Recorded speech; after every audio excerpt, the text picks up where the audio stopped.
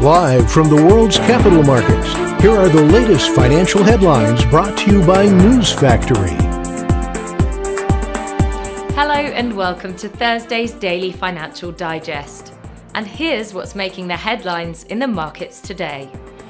The Bitcoin dollar pair corrected downwards in the last session, falling 0.1%. The Williams indicator is giving a negative signal. The euro-dollar pair corrected downwards in the last session, falling 0.2%. The stochastic indicator is giving a positive signal. The pound dipped a slight 0.1% against the dollar in the last session.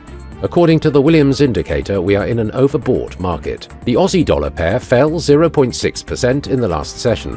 According to the CCI, we are in an overbought market. And now let's hear what our chief analyst picked up for us today.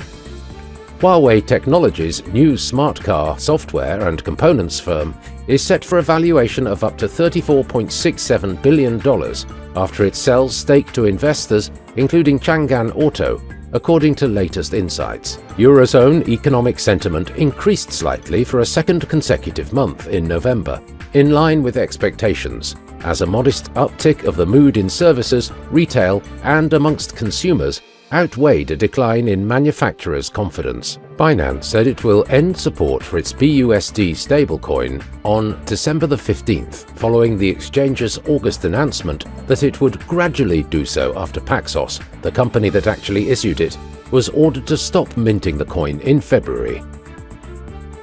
Those were today's major economic events. And now, moving on to world financial headlines.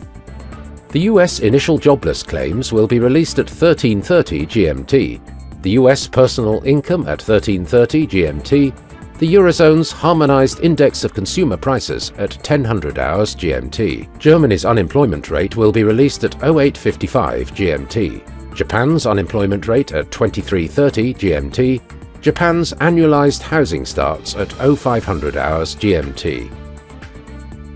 We hope that you've enjoyed Thursday's Market Outlook. On behalf of all of us here, we wish you a productive trading day.